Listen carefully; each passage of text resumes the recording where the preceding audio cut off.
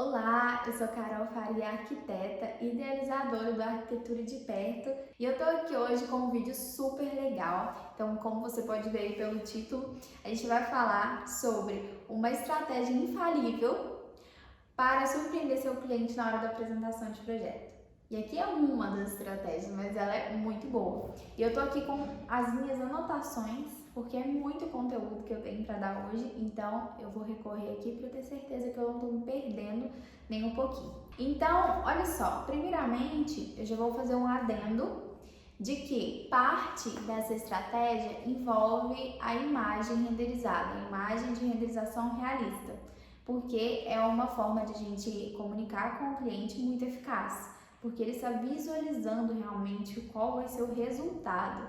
E sempre que a gente está tratando em arquitetura, ou acho que em toda profissão, a gente sempre tem que vislumbrar o resultado que aquilo que a gente está criando vai gerar para a pessoa, tá? Para o cliente, no caso. Esse vídeo, definitivamente, eu não vou te falar que um render bom e de qualidade é o que vai fazer diferença, tá? Por mais que ele faça, por mais que isso ajude muito, aqui a estratégia não é essa. Essa estratégia é a utilização de dois gatilhos mentais, que é o gatilho da reciprocidade e o gatilho da razão. Mas, Carol, o que é isso? Então vamos lá, devagar. Antes, a gente precisa entender uma coisa. Nosso cérebro, nós seres humanos, funcionamos como se em nós existissem dois eus. Então, em mim, Carol, existem dois eus. Um eu emocional e um eu racional. E todo o processo de decisão, de entendimento de alguma coisa, a gente ativa principalmente um desses eus, ok? Então a gente poderia dizer isso dessa forma, né, mais ilustrativa mesmo, né, um eu emocional, um eu racional, mas em neurociências a gente reconhece isso como a gente tendo um sistema emocional que é chamado sistema límbico e um sistema racional que é chamado neocórtex. Então a gente tem formas diferentes de ativar um e outro, ok? E aí o que acontece? Como no processo de projeto, partindo do pressuposto de que você estudou esse cliente e que você já sabe o que ele precisa, quais são as necessidades, os desejos, o que ele quer, tudo aquilo que ele te entregou para você executar de forma física num ambiente para ele, então partindo do pressuposto que você já tem todo esse material, né, para poder desenvolver, você precisa agora estabelecer um tipo de comunicação eficiente na hora de passar essa ideia para o seu cliente. Porque a gente tem em arquitetura um processo né, que funciona como etapas. Então a gente tem a etapa de anteprojeto, a gente começa lá no briefing, depois tem um anteprojeto, depois a gente apresenta essa imagem renderizada para o cliente entender. E aí a gente sempre dá abertura para o cliente para que ele faça as colocações dele, para que ele peça alterações caso seja necessário. Só que muitas vezes o projeto já está adequado e ele já está de acordo com aquilo que você sabe que seu cliente realmente precisa. Porque entre o cliente querer e o que ele precisa realmente, existe uma distância e a função do arquiteto é saber distinguir isso daí e apresentar para ele, olha, dessa forma como você está querendo, não funciona por isso, isso e isso, então a gente fez assim e etc. Só que essa forma de apresentação, sendo muito técnica, né, a justificativa sendo muito técnica e você não tendo ativado o lado certo de funcionamento do cérebro do seu cliente, você estabelece uma comunicação muito cética, de tentar encontrar erros realmente, e muitas vezes esses erros nem existem e os clientes fazem alterações que na verdade vão prejudicar o projeto deles. E aí o que a gente precisa fazer para tentar resolver isso aí? A gente não quer aqui, de forma nenhuma, que o cliente precise de uma alteração e que essa alteração não vá ser feita. A questão aqui não é essa. A questão é evitar um ceticismo exagerado na apresentação de projeto, que na verdade retira do cliente aquele prazer e aquele impacto positivo que o projeto poderia dar nele, entendeu? Aqui a gente está tentando evitar que ele pegue a parte negativa do processo. Não, é para tornar a coisa mais leve. Ele vai enxergar aquilo que precisa ser alterado, ele vai enxergar aquilo que não funcionou para ele, porque é normal a gente ter essas alterações, mas ele vai receber todo o processo de projeto e entender tudo aquilo que você fez de uma forma mais leve, de uma forma onde ele entenda que você dispôs tempo para entender como funciona a situação dele, seja a casa dele, seja a empresa dele, e que você fez isso de uma forma muito cuidadosa e muito particular. E aí, para que isso funcione para ele de forma impactante e positiva, a gente precisa estabelecer um diálogo que converse com o sistema límbico, que é o sistema emocional. Então, no processo de decisão, a gente sempre acha que é o lado racional que toma a decisão, mas o lado racional, ele é infinitamente influenciado pelo sistema límbico, que é o sistema emocional. Então, normalmente a gente toma decisões na vida muito levados pela emoção. Só que no processo de projeto, esse emocional ativado é um ponto muito positivo, porque o cliente consegue vislumbrar ali naquele projeto algo que, se ele só estivesse com um olhar muito racional e técnico, ele não conseguiria. Ele não conseguiria ter o vislumbre de o que aquilo pode proporcionar para ele daqui a um tempo, como a vida dele vai ser transformada a partir daquilo. Então a gente vai focar aqui muito mais no processo de transformação. E esse processo de transformação, ele só vai ser bem executado se nós conseguirmos conversar, manter um diálogo com o sistema límbico, que é o sistema emocional. E aí, para isso, a gente vai entender que o sistema límbico, ele tem formas de ser ativado, assim como o racional, e uma das formas da gente ativar o nosso sistema límbico é através dos gatilhos mentais, certo? Então, olha só, deixa eu passar a página aqui. A gente vai falar sobre dois gatilhos mentais, que é o gatilho mental da razão e da reciprocidade.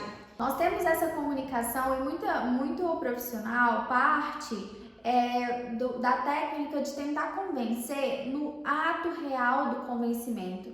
Então você está realmente querendo convencer, o cliente sente que você está querendo convencer e isso não é legal. É claro que se você projetou daquela forma, você tem uma justificativa para isso, você quer passar isso para o cliente, mas isso não precisa se tornar uma coisa maçante, uma coisa que um processo onde o cliente pensa que está sendo de certa forma invadido e impelido a fazer a coisa da sua maneira e não da maneira dele, porque não é isso. A gente, na verdade, está mantendo um diálogo para tentar solucionar da melhor forma.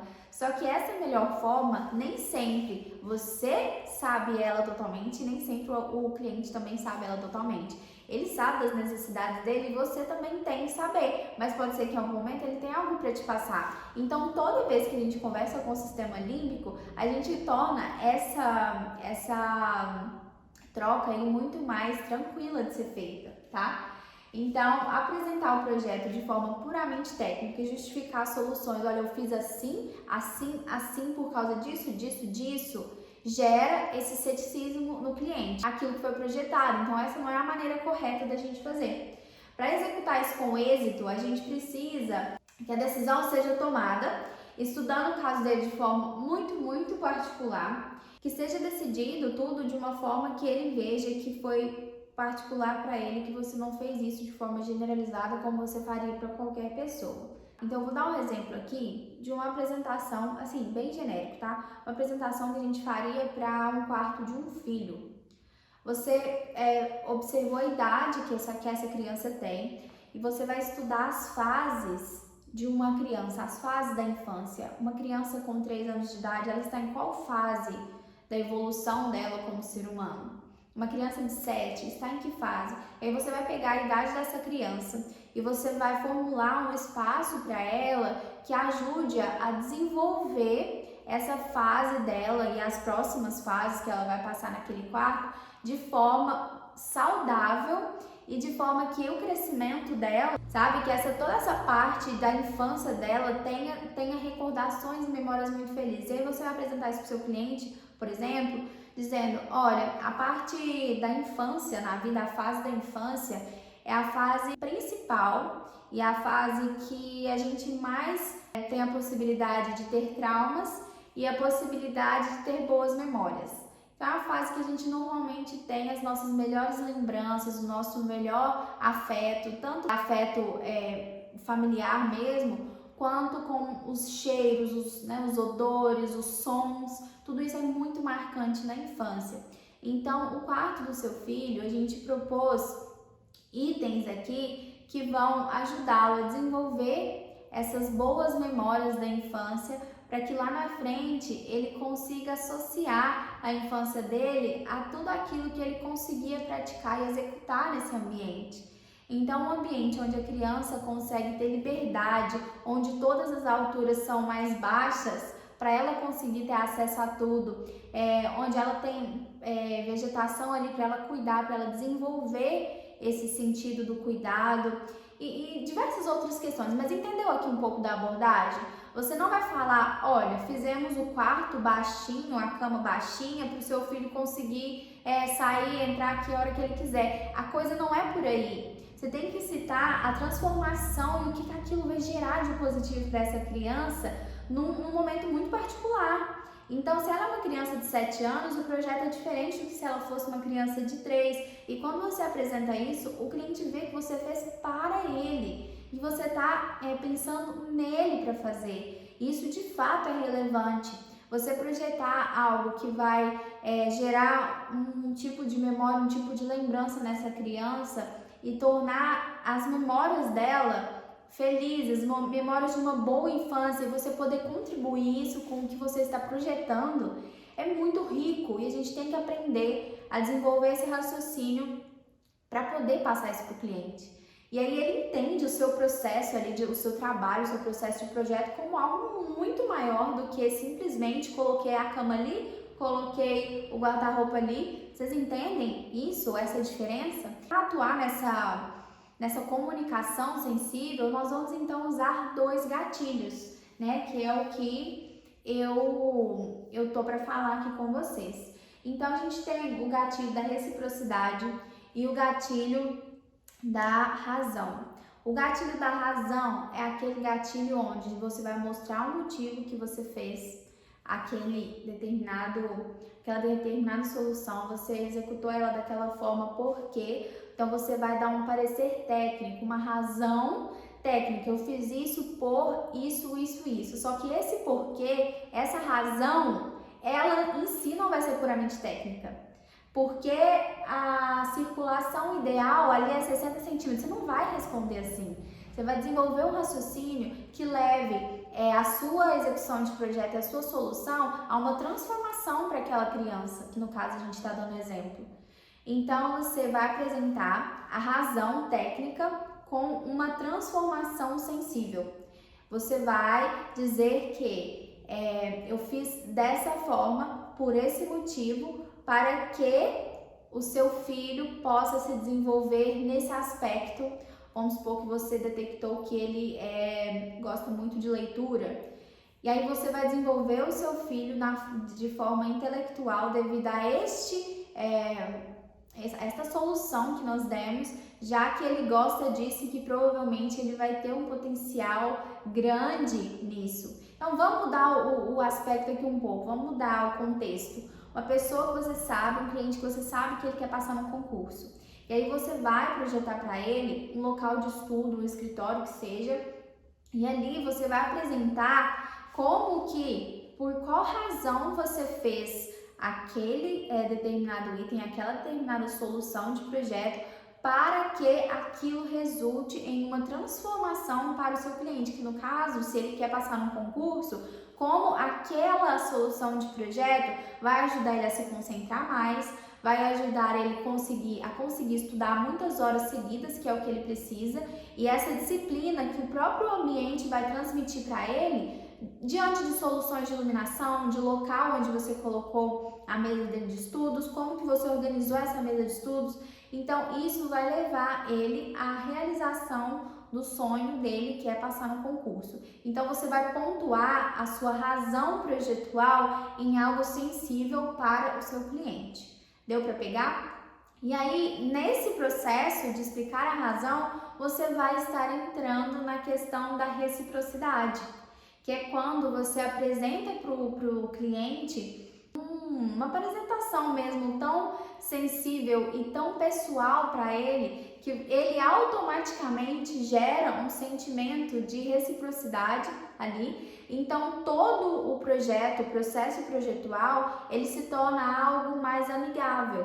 E quando você não tem que convencer o seu cliente de uma forma persuasiva pesada, ou quando vocês acabam entrando em embate, muitas vezes o resultado não acaba sendo legal, porque os dois estão procurando ter razão naquilo que estão dizendo, e muitas vezes porque o cliente não houve essa empatia com o arquiteto não teve essa empatia com o cliente, então os dois vão procurar discordar um do outro e o resultado no final não vai ser legal. Então, se você quer que o seu cliente te indique de boca cheia, que ele fale de você como o arquiteto da vida dele, que ele não consiga ter referência de um outro arquiteto que não seja você, é isso que você precisa gerar para ele. Gerar em cada pedacinho do seu projeto a transformação que aquilo pode causar para ele na vida dele, e dessa forma ele vai sentir uma reciprocidade muito grande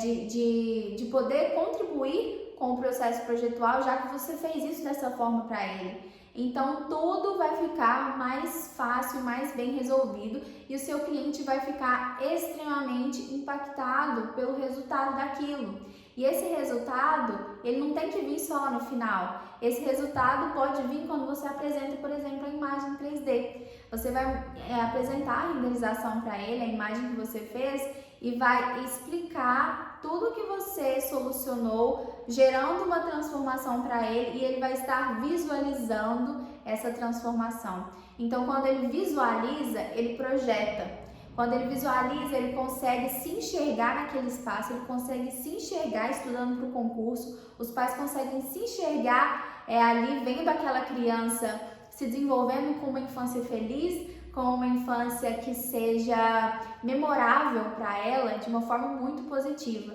E aí, que pai que não quer isso para o filho?